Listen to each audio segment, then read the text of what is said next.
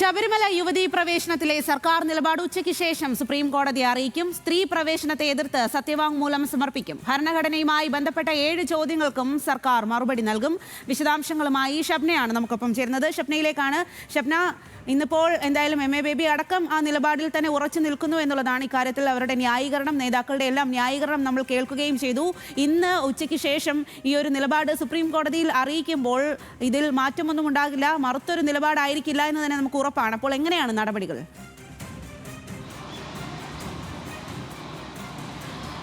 സ്വാതി, ഇന്ന് ഉച്ചയ്ക്ക് ശേഷം ഇതുമായി ബന്ധപ്പെട്ട വിശദമായ വാദങ്ങൾ സുപ്രീം കോടതിയിൽ സംസ്ഥാന സർക്കാർ എഴുതി അറിയിക്കും എന്ന് തന്നെയാണ് നമുക്ക് മനസ്സിലാക്കാൻ സാധിക്കുന്നത്.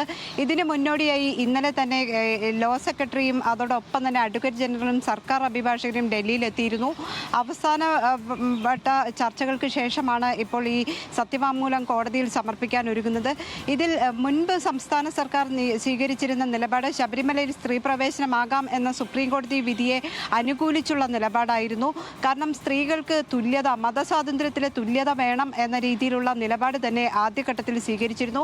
എന്നാൽ ഇപ്പോൾ ഇതുമായി ബന്ധപ്പെട്ടിട്ടുള്ള ഒരു നിലപാടിൽ മാറ്റം വരുത്തുന്നു എന്നാണ് നമുക്ക് ഇപ്പോൾ അറിയാൻ സാധിക്കുന്നത്.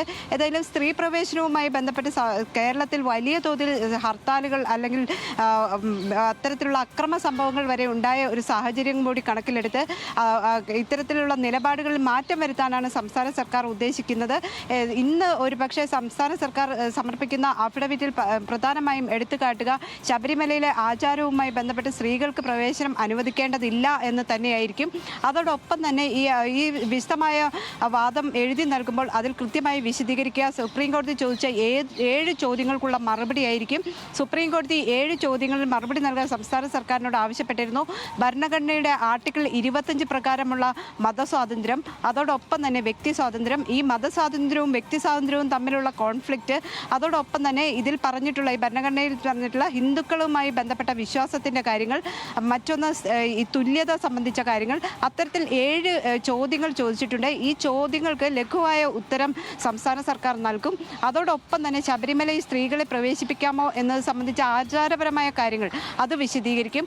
മറ്റൊന്ന് സംസ്ഥാന സർക്കാരിൻ്റെ ഇതിലുള്ള നിലപാട്. കാരണം ഈ സുപ്രീം കോടതിയുടെ 2019 ഇത്തരത്തിൽ വിധി നടപ്പാക്കുമ്പോൾ വലിയ തോതിൽ പ്രക്ഷോഭങ്ങൾ ഉണ്ടാകുകയും വലിയ എതിർപ്പുകൾ വിശ്വാസികളുടെ ഭാഗത്തു നിന്നുണ്ടാകുകയും അത്തരത്തിലുള്ള ക്രമസമാധാന പ്രശ്നങ്ങൾ ഉണ്ടായി എന്നത് സംബന്ധിച്ചുള്ള കാര്യങ്ങളും സർക്കാർ കോടതിയെ ബോധിപ്പിക്കും. ഇത്തരത്തിലാകും ഈ വിശദീകരണം ഇന്ന് എഴുതി നൽകുക. ഏതായാലും പാർട്ടി ജനറൽ സെക്രട്ടറി അടക്കമുള്ളവരുടെ പ്രതികരണങ്ങൾ വന്നു കഴിഞ്ഞു. പാർട്ടിക്ക് മതസ്വാതന്ത്ര്യം, സ്ത്രീകളുടെ തുല്യതയുമായി ബന്ധപ്പെട്ടിട്ടുള്ള കാര്യങ്ങളിൽ നിലപാടിൽ മാറ്റമില്ല. പക്ഷേ സർക്കാരിന് ഇതുമായി ബന്ധപ്പെട്ട് മറ്റ് സാമൂഹികമായ വശങ്ങൾ പരിശോധിക്കണം എന്ന് എം എ ബേബി അല്പസമയം മുമ്പ് പ്രതികരിച്ചു കഴിഞ്ഞു.